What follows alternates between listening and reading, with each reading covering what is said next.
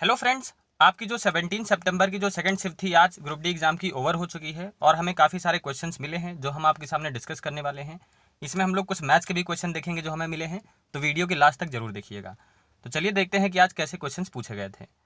पहले आपसे पूछा गया था कि पार्श्वनाथ का जो मंदिर है वो कहाँ स्थित है। तो ये पार्श्वनाथ का जो मंदिर है जैन मंदिर है, ये आपका खाजुराहो मध्य प्रदेश में स्थित है। नेक्स्ट क्वेश्चन देखेंगे, कर्नाटक के आपसे मुख्य न्यायाधीश पूछा था। तो जो आपके कर्नाटक के मुख्य न्यायाधीश कौन है, यानी चीफ जस्टिस ऋतुराज अवस्थी जी हैं, हाल ही में नियुक्त हुई हैं। उसके बाद आपसे पूछा था कि चींटी के डंक को न्यूट्रलाइज किससे किया जा सकता है।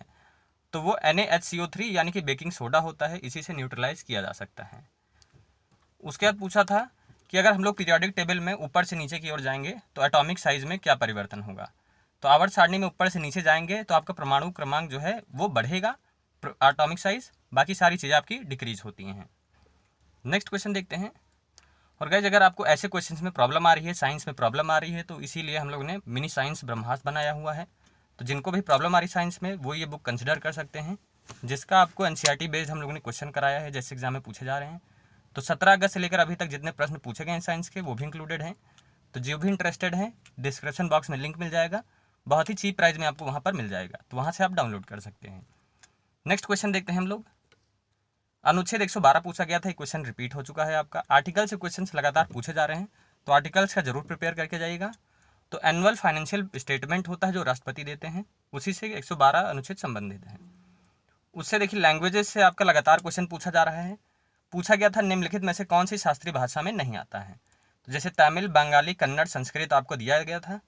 तो बंगाली आपको पता है 6 ही क्लासिकल लैंग्वेज होती है, बंगाली उसमें इंक्लूडेड नहीं है, तो आंसर क्या हो जाएगा, बंगाली लैंग्वेज। पेट में कौन सा एसिड होता है, तो आपका HCl होता है, पूछा गया था। उसके बाद प्लांट्स का आपको पूछा गया था वो एक्सक्रीटरी प्रोडक्ट किस फॉर्म में होता है। तो देखिए नाइट्रोजनस कंपाउंड में ये लोग अपना एक्सक्रीटरी प्रोडक्ट रिलीज करते हैं। नेक्स्ट आपसे पूछा गया था कि दिल्ली हाईकोर्ट कब स्टैब्लिश हुआ था। तो दिल्ली उच्च न्यायालय आपका सन 1966 में स्थापित किया गया था। आपसे देखिए क्वेश्चन पूछा गया था मैथ्स का, जो हम आपसे डिस्कस करेंगे। आपसे पूछा गया था कि ये इक्वेशन दी थी और आपसे पूछा गया था 1/अल्फा करके प्लस 1/बीटा करके, आपसे कुछ ऐसा करके पूछा गया था। तो ऐसे क्वेश्चंस करने का बहुत ही इजी मेथड है। आप लोग जब क्रॉस मल्टीप्लाई करेंगे तो ये किस फॉर्म में बनेगा, अल्फा प्लस बीटा बन जाएगा, अपॉन अल्फा इंटू बीटा बन जाएगा। तो आपको अल्फा प्लस बीटा की वैल्यू पता होगी। अल्फा प्लस बीटा क्या होता है, 2 रूट्स होते हैं, तो -b/a हो जाएगा। और अल्फा इंटू बीटा क्या हो जाएगा, c/a हो जाएगा। तो कुछ भी पूछ ले तो आप इस फॉर्म में कर सकते हैं। तो हम अल्फा प्लस बीटा निकाल देंगे।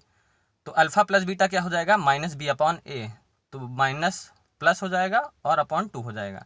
तो यानी कि 4.5 आएगा अल्फा प्लस बीटा। और आपका अल्फा इंटू बीटा क्या आ जाएगा, अल्फा इंटू बीटा क्या होता है, c/a होता है। तो ये क्या हो जाएगा, -8/2, यानी कि -4 हो जाएगा। तो अब आप मुझे ये बता सकते हैं कि अल्फा प्लस बीटा क्या हो जाएगा, 1/अल्फा प्लस बीटा 4.5 अपॉन ये 4 हो जाएगा।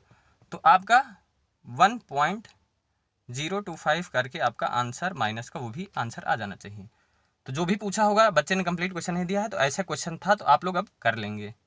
नेक्स्ट आपसे सिंपल सा प्रॉफिट एंड लॉस का क्वेश्चन पूछा था, CP दी थी, लॉस ये है, तो SP निकाल लेंगे। SP बराबर क्या हो जाएगा, CP इंटू 100 माइनस लॉस हो जाएगा, तो 95/100। तो आप ये कर लेंगे। इसको आप लोग सॉल्यूशन इसका निकाल लेंगे। तो सिंपल सा सॉल्यूशन निकालना था, कैलकुलेशन में आपको जो टाइम लगेगा वही आपको लगना था। सिंपल सा क्वेश्चन हो जाए, डायरेक्ट मल्टीप्लाई कर लीजिएगा, पॉइंट लगा लीजिएगा, आंसर आ जाएगा। इसमें आप लोग क्या कर सकते हैं, ऐसे भी कर सकते हैं ऑप्शन से, 7 5 35 यूनिटरी मेथड से कर सकते हैं, आखिरी में 5 आएगा और 2 पॉइंट के डिजिट पे पॉइंट लग जाएगा। तो ऐसे आप लोग कर सकते हैं, ऑप्शन से भी आंसर निकाल सकते हैं, सॉल्व करने की जरूरत भी नहीं पड़ेगी। ये आपसे 3 वैल्यूज दी थी और आपसे पूछा था कि लार्जेस्ट और स्मॉलेस्ट का डिफरेंस निकालना है। तो इसका क्या करेंगे, लार्जेस्ट वैल्यू कौन सी होगी, स्मॉलेस्ट कौन सी होगी, पता करना हो तो क्या करते हैं,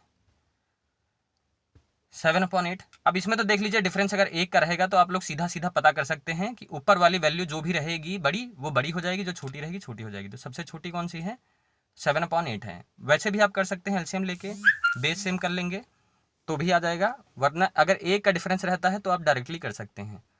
तो ये बताइए कि सबसे बड़ी संख्या कौन सी होगी, 15/16, और सबसे छोटी क्या हो जाएगी, 7/8। तो अब आपको क्या निकालना है, इसका डिफरेंस निकाल लीजिए। एलसीएम क्या आ जाएगा 16 और 15 माइनस 14 हो जाएगा, तो 1/16 आपका क्या आ जाएगा, आंसर आ जाएगा। तो कुछ ऐसे क्वेश्चंस आज आपके शिफ्ट में पूछे गए थे, तो टोटल हमें इतने क्वेश्चंस मिले थे। बाकी जो जिसको भी और क्वेश्चंस पता हो तो वो लोग कमेंट सेक्शन में ज़रूर बता दीजिएगा ताकि बच्चे देख लें। मिलते हैं अपनी नेक्स्ट वीडियो में। आज हमें इतने क्वेश्चंस मिले थे। वीडियो अच्छी लगे तो चैनल को लाइक सब्सक्राइब जरूर कर लीजिएगा।